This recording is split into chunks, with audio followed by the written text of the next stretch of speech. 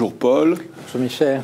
Donc dans le cadre d'une série de vidéos sur les grands enjeux de la planète et une histoire positive de l'humanité, peut-être pas une histoire positiviste, enfin bon, c'est pas une histoire positive, c'est pas une histoire obligatoirement positiviste, entre parenthèses. Nous voulons parler dans cette vidéo des scénarios justement les plus optimistes. Et en reprenant cette carte qu'on a déjà vue, qui sort d'un magazine extrêmement connu, Vue d'ensemble, Université catholique de Lille, notre magazine de l'université, effectivement, on s'aperçoit qu'il y a, comme dans beaucoup de matrices, un carré en haut à droite, et qu'en haut à droite, bah, là, on est dans des scénarios plutôt positif. Et les mots-clés, c'est proaction, réaction. Alors, réaction, c'est un peu moins bien que la proaction. Croissance verte et synergie positive. C'est ça les mots-clés qui apparaissent. Alors, pourquoi faut-il être proactif? Qu'est-ce qu'on entend par croissance verte et qu'est-ce qu'on entend par synergie positive? Au fond, ça, c'est des mots que vous connaissez bien. Est-ce que la croissance verte, c'est possible? La croissance verte, c'est possible. Oui, nous avons ce génie scientifique, nous faisons des progrès extraordinaires.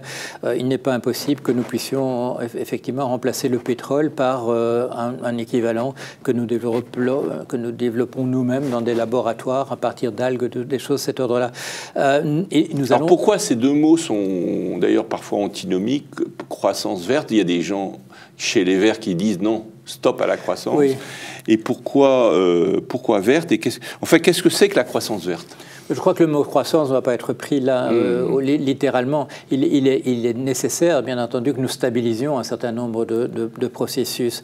Même on décroît dans certains domaines. La croissance verte, c'est la décroissance, par exemple, de l'usage du pétrole, c'est évident, par exemple. Mais il faut savoir aussi que dans notre système, nous sommes dans un système où simplement c'est le mode de la propriété privée qui nous oblige à croître. Pourquoi? Parce que toutes les ressources n'étant pas à l'endroit où elles sont nécessaires pour la production, pour la distribution, il faut que nous empruntions les sommes et que nous les récompensions par des intérêts. Et c'est une chose que les gens ne savent pas en général, mais les intérêts, on ne peut pas les prendre sur l'économie quand elle est déjà, il faut le prendre sur une croissance.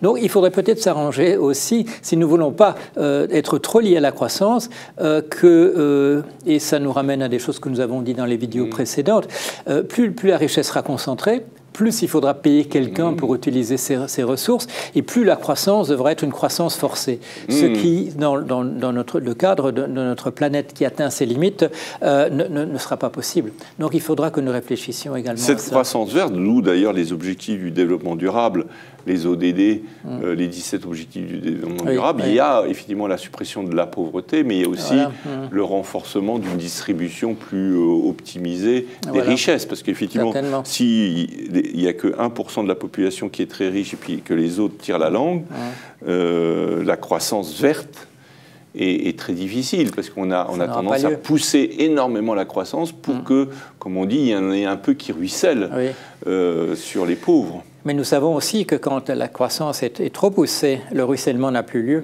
Ah oui, c'est ça en plus. Bien entendu, parce qu'il y a deux effets qui se produisent. À ce moment-là, il n'y a plus assez de pouvoir d'achat dans la population pour que les sommes en excès chez certains puissent être investies dans l'économie. Ça produirait simplement de la surproduction et que dans le système que nous avons maintenant déséquilibré, de l'argent qui se trouvent chez certaines personnes et qui ne peuvent pas être investis dans l'économie, on les place dans la spéculation. C'est ça, et ça crée des bulles spéculatives de plus en plus importantes qui déstabilisent l'ensemble du système. Exactement, c'est ce qu'on appelle le risque systémique. Les systèmes spéculatifs ne créent aucune richesse économique, mais ils créent du risque systémique, comme nous avons vu se manifester en 2008. C'est un risque systémique et on n'insiste pas suffisamment là-dessus, lié au fait que dans les sommes qui ont été perdues, les sommes qui ont été perdues en 2008, la moitié, ou peut-être même plus de la moitié, étaient sur des paris purement spéculatifs. Ce n'était pas l'économie qui avait produit ça. C'était des paris entre des gens très très riches qui voulaient encore essayer de s'enrichir davantage. Alors là, on voit bien typiquement, pourquoi le mot proaction est important. C'est-à-dire qu'au fond, le laisser-faire ou le business as usual, pour la première fois dans l'histoire de l'humanité, où en quelque sorte, c'est une critique fondamentale du libéralisme dans sa capacité à prendre compte des externalités négatives et aussi des générations futures.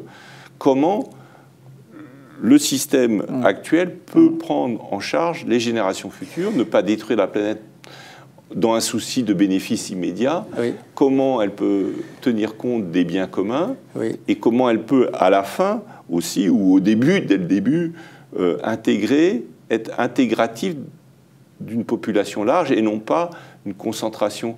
Qu'est-ce qu'il faut changer dans l'économie pour permettre ce tour de magie essentiel d'un scénario positif? Effectivement, j'étais au cœur de la tourmente de 2008, au point que je travaillais effectivement dans le département de gestion du risque de la firme dont je savais qu'elle allait provoquer la crise, la firme Countrywide. Et ce qui m'est apparu à ce moment-là, mais également à mes collègues, c'était le fait que la main invisible d'Adam Smith, c'était un démenti de la main invisible d'Adam Smith que nous avions sous les yeux. Et je n'ai pas été le seul à le dire, ni mes collègues. M. Greenspan, qui est à la tête de la Federal Reserve, au moment où on lui pose la question, c'est en octobre, le mois suivant, qu'est-ce qui n'a pas marché, il fait une allusion précisément à la main visible. Il avait fait, en 2006, il avait fait un grand discours lorsque un buste de Adam Smith avait été dévoilé dans la ville de Kilkenny où il était né, un grand discours par monsieur Greenspan. Et M. Greenspan dit mais les financiers n'ont pas suivi leur intérêt bien compris. Référence à la main visible d'Adam Smith. Greenspan étant le président de la réserve fédérale, de la Federal Reserve, la banque centrale américaine. Un des hommes les plus puissants de la planète, puisqu'il gère l'économie planétaire, la monnaie de référence de l'économie planétaire à ce moment-là. Et lui-même se pose des questions. Et d'ailleurs, il va dire après, quand il prend sa retraite, je me suis trompé toute ma vie ou quelque chose comme ça, non? Non, c'est pas monsieur de ce genre-là. Non, mais il dit je suis trompé là-dessus. Que mes collègues, dit-il, n'ont pas suivi leur intérêt bien compris. Parce que la phrase de Adam Smith, c'est si chacun suit son intérêt égoïste, il y a un équilibrage. L'intérêt général sera mieux défendu de cette manière-là. Or, ce que nous avons vu à ce moment-là, c'est que ce n'est plus vrai, ce n'est plus possible.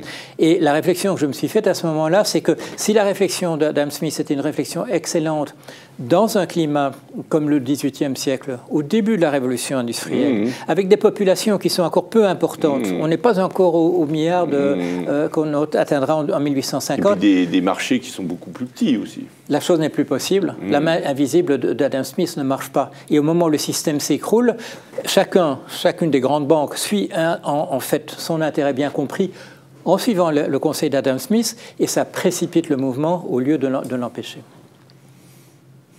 Alors, nous sommes déjà en train de dépasser les temps de nos 10 minutes par vidéo. Et donc, je vous propose que dans une prochaine vidéo, on aborde cette question essentielle, si on est capable de l'aborder. D'ailleurs, avons-nous des solutions proactives, positives pour le futur? Grande question d'aujourd'hui. Merci.